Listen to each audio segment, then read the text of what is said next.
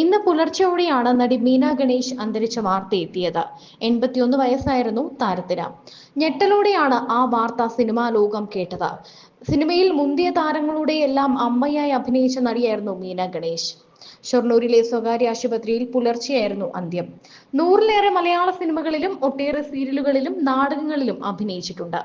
വാസന്തിയും ലക്ഷ്മിയും പിന്നെ ഞാനും, നന്ദനം, കരുമാടിക്കുട്ടൻ തുടങ്ങിയ സിനിമകളിൽ ശ്രദ്ധേയ വേഷങ്ങൾ ചെയ്തു. എസ്.എൽ. പുരം, സൂര്യ സോമ, കായംകുളം, കേരള തിയേറ്റേഴ്സ്, തൃശൂർ ചിന്മയി തുടങ്ങി കേരളത്തിലെ വിവിധ നാടക സമിതികളിൽ അഭിനയിച്ച ഒട്ടേറെ അവാർഡുകൾ കരസ്ഥമാക്കി. 19-ാം വയസ്സിൽ ആദ്യ നാടകത്തിൽ അഭിനയിച്ചു. ആദ്യ സിനിമ P.A. ബക്കറിന്റെ മണിമുഴക്കം.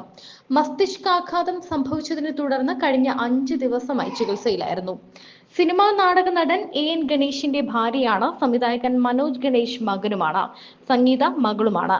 ബിന്ദു മനോജ്, സംഗീത ഉണ്ണികൃഷ്ണൻ എന്നിവരാണ് മരുമക്കൾ.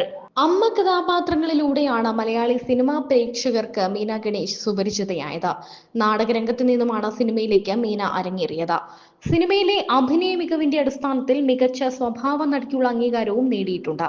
വാസന്തിയും ലക്ഷ്മിയും പിന്നെ ഞാനും, നന്ദനം, മിഴിരണ്ടിലും, മീശമാധവൻ തുടങ്ങി നിരവധി സൂപ്പർ ഹിറ്റ് സിനിമകളിലൂടെ മീന ഗണേഷ് സ്വതസിദ്ധമായ അഭിനയ ശൈലി ഊട്ടിയുറപ്പിക്കുകയായിരുന്നു. ഒരു കാലത്ത് സിനിമയിൽ സജീവമായിരുന്ന മീന പിന്നീട് രോഗശൈലിയിലേക്ക് വഴുതി വീണു. ഇടക്കാലത്ത് വെച്ച് മകൻ ചെയ്ത ക്രൂര പീഡനങ്ങളെക്കുറിച്ചും തുറന്നു പറഞ്ഞുകൊണ്ട് മീന എത്തിയിരുന്നു. താൻ നേടിയതെല്ലാം തനിക്ക് നഷ്ടപ്പെട്ടു എന്നും മീന പറഞ്ഞു.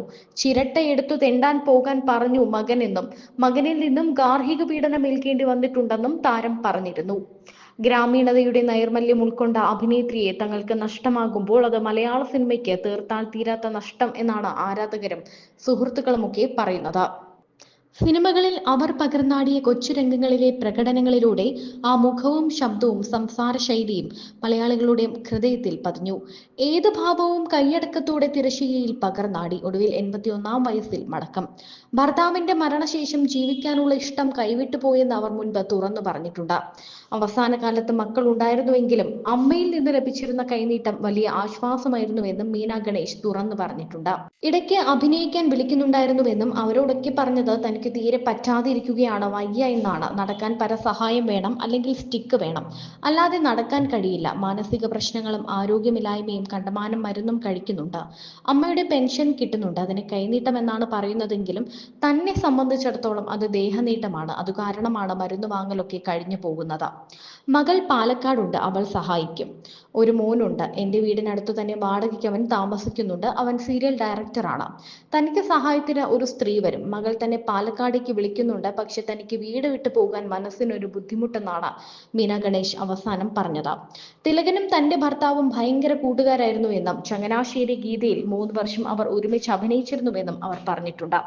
അന്ന് തങ്ങളുടെ വിവാഹം കഴിഞ്ഞിട്ടില്ല. തിലകൻ സംവിധാനം ചെയ്ത ഫസഹ് എന്ന നാടകത്തിൽ താൻ അഭിനയിച്ചിട്ടുണ്ട്. അതിന് കുറെ പുരസ്കാരങ്ങൾ കിട്ടിയിട്ടുണ്ട്.